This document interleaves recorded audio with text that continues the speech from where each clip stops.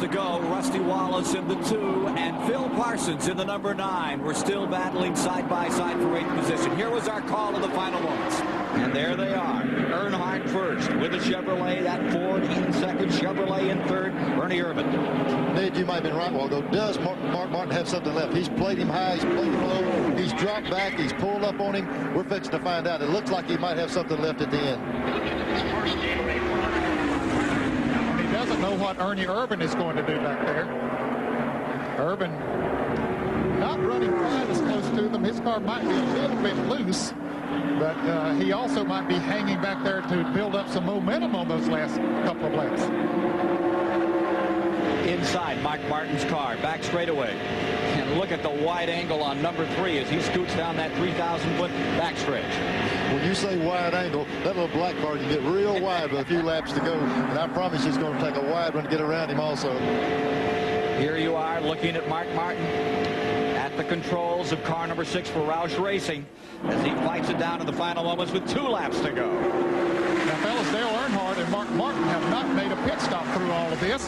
Do they have enough fuel? They thought they would have, and especially with as many caution laps as we've had, they perhaps do have. But Ernie Irvan did make a pit stop. He doesn't even have to worry about that. Here comes Irvan down to the bottom.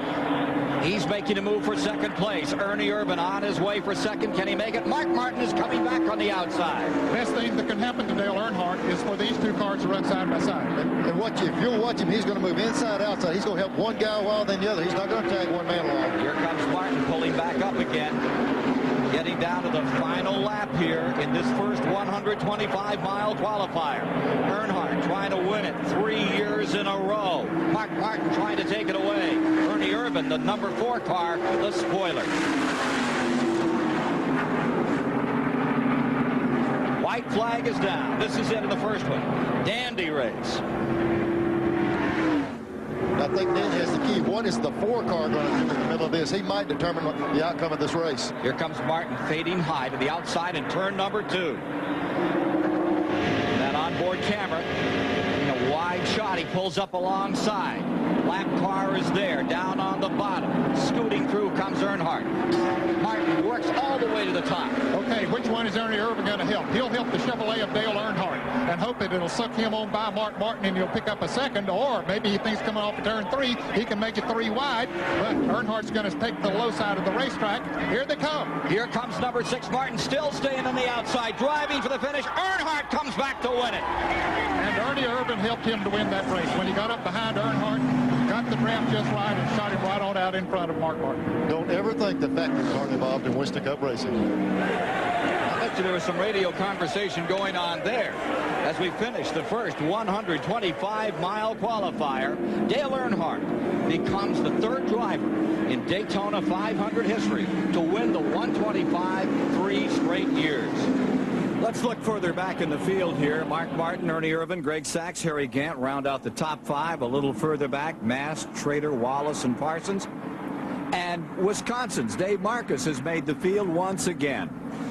Let's go down and join Mike Joy with that man of controversy, Dale Earnhardt, in victory lane. Well, it looked for a while like the only safe place on that racetrack was to be out in front. Well, that's true. You know, we got him behind Mark and Sterling there, and Mark got a little loose getting in. I got under him, and I got around there to coming off for him, and Sterling got loose, got out of gas. I got into him. I was in the brakes, and he spun anyway. Hated it happened, but, you know, I know it looks like we got into him intentionally, but, you know, they both got loose. My car sucked right up on him, and it's one of them deals. I hate it happened. I hope he didn't hurt his car and get in the race okay Sunday. But, you know, we went on and raced, and our car worked real good, real consistent. We're really happy with it.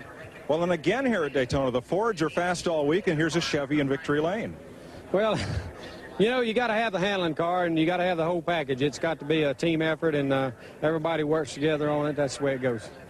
Dale Earnhardt, Richard Childress, congratulations. And when we return, we'll have more of the story of the prelude to the great American race.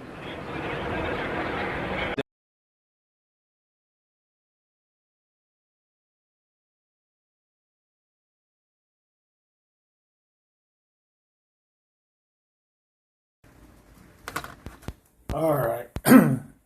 I found a little bit of what I was after earlier, but let's see here. This kit is the 92 Earnhardt stock car kit. That one right there. It's in the 92 markings. I think it's more like 94. As you can see, I got it in primer. It was all black. Man, my throat's dry for some reason.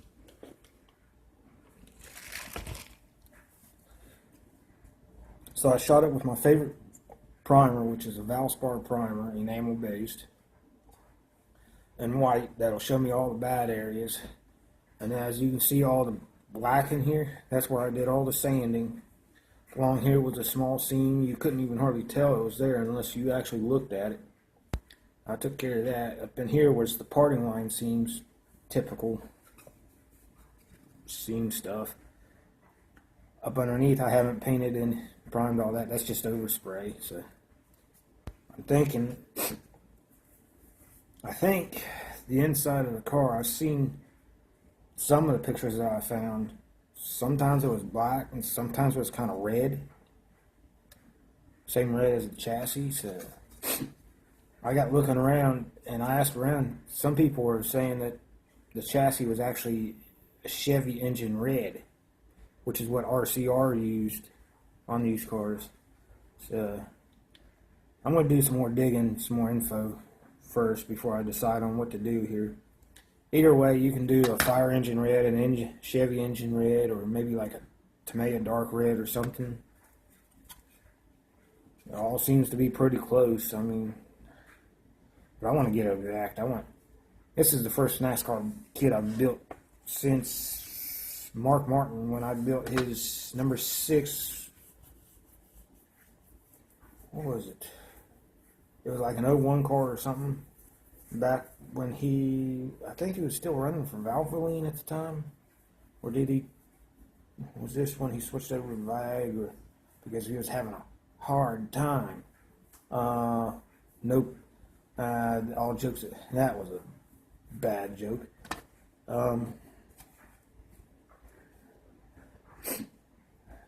I built that, and there was 2 braces that ran off the side holding the fender, inside of the fenders. One of them snapped off and disappeared. I had the chassis all built and everything put together. I just had to paint and decal the body, but those kits disappeared, and that was in my teens, so that was, gosh, makes me feel old. Almost just shy of 20 years. So I found this one up at a local hobby shop. The guy's got like a whole caseload of each one of these kits. This one, he's got the Wheaties kit. He's got the 2 Wrangler car kit, that combo kit. I'm gonna get one of them because I've been chasing that one particular for several years. I just never could get it. They go for about $40 a piece, and I think he's asking $50. So I'm gonna talk to him because he's old. He's retired. He does a train shop as well. So Depot Hobbies in Gibsonville, North Carolina. The guy owns that, which is actually the train shop. He also has Bobby's Hobbies, which is just right around the corner. Sometimes, even though the hours say he's open, he may not be.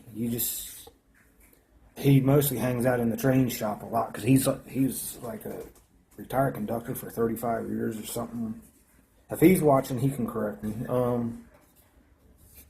But getting back to the kit, this is the one I haven't built at all. So I'm building another NASCAR kit.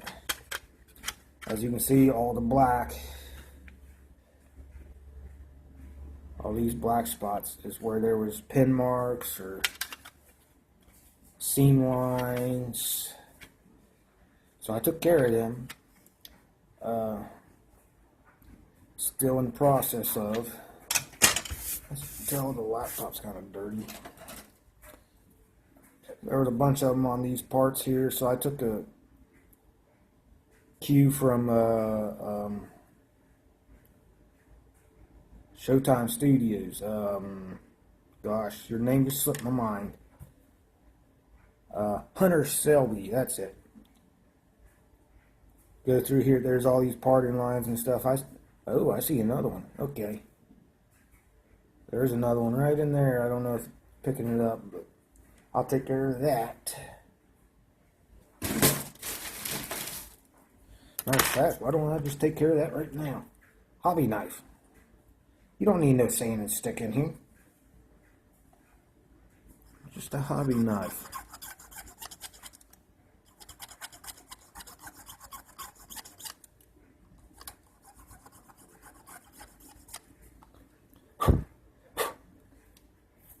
There.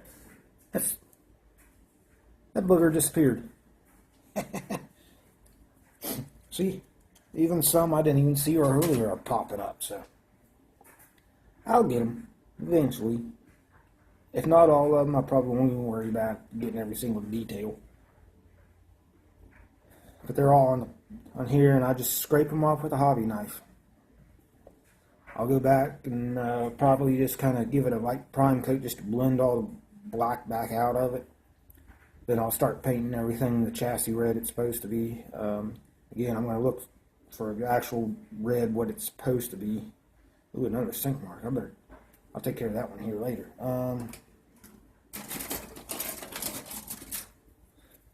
Yeah, but as you can see, along that edge, there were mold seam lines.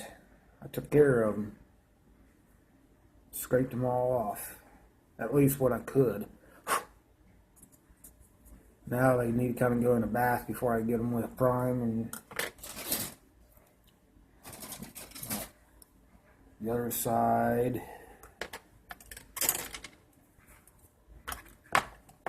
Oh. I'm starting to see what it...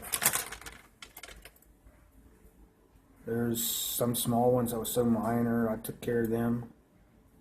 Some like this fuel cell and stuff, not even really necessary. I might go in here and take care of this one on the edge because that's a dash and you can possibly see in there. There's a major one on this back hoop. I don't know. It's not good enough. I don't have a whole lot of time. I'm already at almost just shy of 8 minutes, so I'm going to cut this one a little bit quick. Because this is a reshoot of the old one. The old one was just too dark for you guys to see anything. The back bumper, the front bumper, at least the front fascias, rear bars and more bars. And why I did this in white primer is just to show me all the bad stuff. 'Cause that black,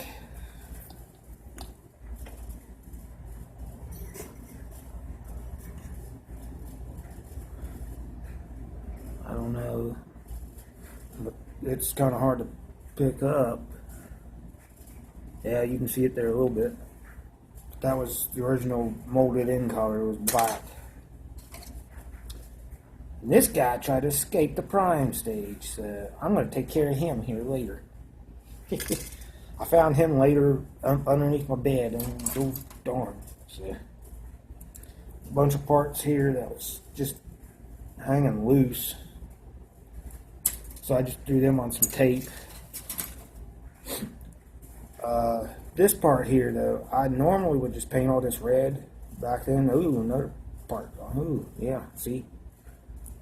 But I think I saw pictures where the upper control arms were like a steel, the cross member was a white, red or something. I don't remember. But I'll take care of this one too. I just noticed that. Here's the remnants of the chrome. It's more like a dulled effect chrome. I don't know exactly how shiny the chrome was on the car.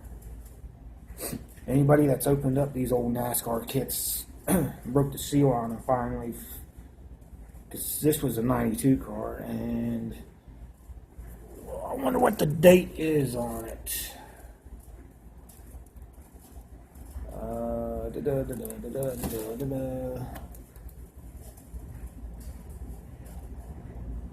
What's the date?